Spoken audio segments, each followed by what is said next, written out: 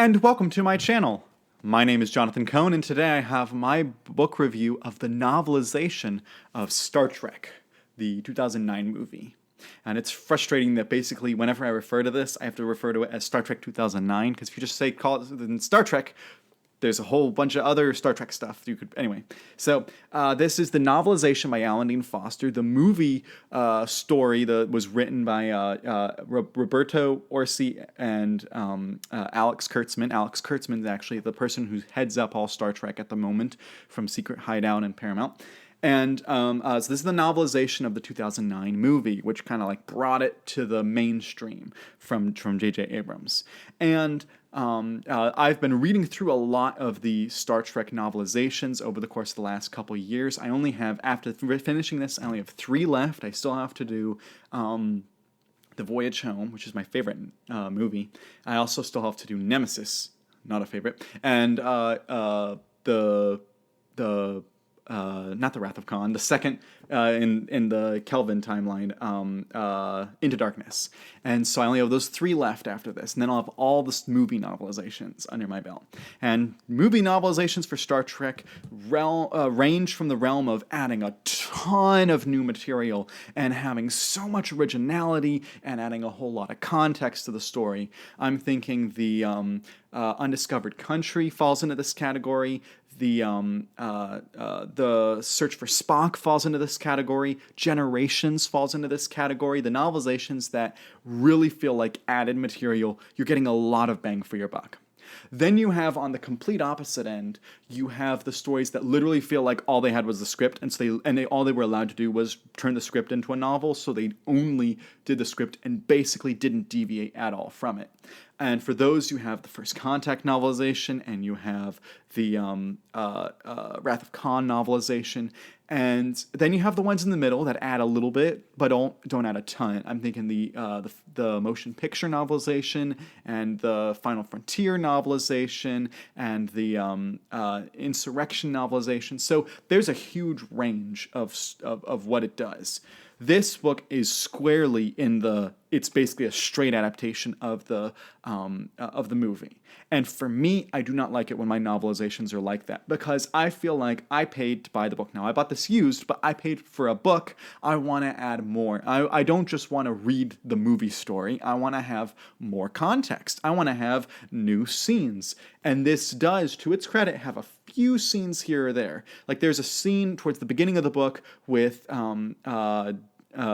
George Kirk Jr. basically, and Jim Kirk, that regarding the car, which I actually thought was a really nice scene, but it's only like 2 pages long.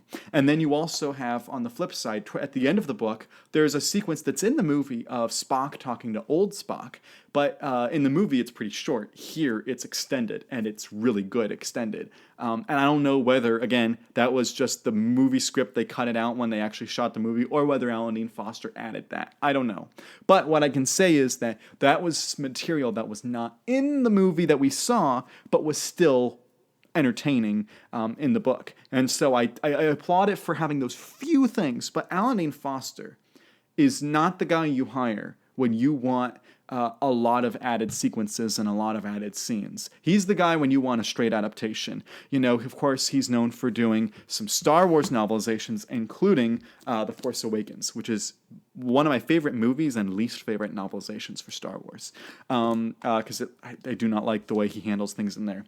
But Alan Dean Foster has also done Star Trek and Alien properties, and for Star Trek, not only did he write the Star Trek logs back in the 70s, but he's also, he wrote the story treatment for the motion picture, and so he has a story credit. Now, they didn't keep most of his story. He said they got rid of most of his story when they actually made the movie, but still, he got a story credit for it. So he's no stranger to the Star Trek property, and I'm guessing his connection to the motion picture is probably why, and also his Star Wars and Alien novelizations are why he got tapped to do this one. And again, he brings more cachet to the project. It's more you got Alan Dean Foster because of the name, less because you want him to add a lot. You know, Rhonda McIntyre and added a lot in her novelizations, and usually, I'll say usually, the later novelizations of the original series and the next gen movies, which were done by J.M. Dillard, those, with the exception of First Contact, those added a lot as well. So Star Trek has done that. So it was a conscious choice to not add that much in this. And I know I'm talking a lot about in the weeds about adding and not adding and why you do and why you don't. But that's an important part of the reviewing the novelization, because I'm not reviewing the story here, because it's not Alan Dean Foster's story. It's Roberto Orzi's and Kurtzman's story, and I'd basically be reviewing the movie at that point. I'm talking about the job of a novelization, and to me, it doesn't really succeed there. But it was an enjoyable read. I read it in one morning, just straight through. One, because it's short, but also because it's a really entertaining story. I know I have my problems with the JJ movies, particularly Into Darkness, and what it does with Star Trek canon and what it does with the ideals of Star Trek.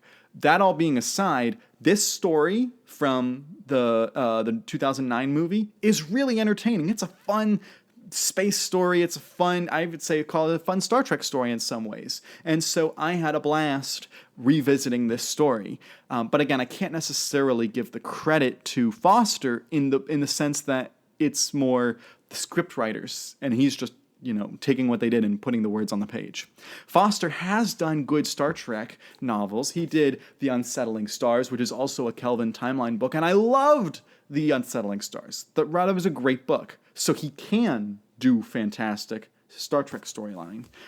It's just that here, he just straight up wrote the script for the movie, or did turn the script from the movie into the novelization. There are a few those little lines of dialogue that aren't in the movie that are in the book, and I don't know whether they are lines that they shot or lines that were in the original script that got cut out of the final cut of the movie, but those lines really work for the characters, particularly McCoy. McCoy, I felt like, was one character who got slighted a lot in the movie, and he gets a lot more lines that are pretty funny and pretty accurate to the character that really felt like the old McCoy. And then also I would say Sulu and Chekhov also got quite a few lines, Chekhov in particular, that really felt like Chekhov. And Scotty felt like Scotty, but he didn't have as many extra lines in this book. Kirk and Spock, young Spock, I should say, largely feel the exact same way that they do in the movie. They didn't have many extra scenes except for Spock's scene with old Spock, and old Spock's doing most of the talking in that scene. So, again, I think that as a novelization, it's not the most successful, but the story is entertaining, and if you just want to read the movie, if that's what you want, you will really have a blast. If you are wanting all this added context and extra scenes and explanations of things, yeah, you're not going to get that here. But still, it's okay. The word I used in my written review is serviceable. It is a serviceable novelization.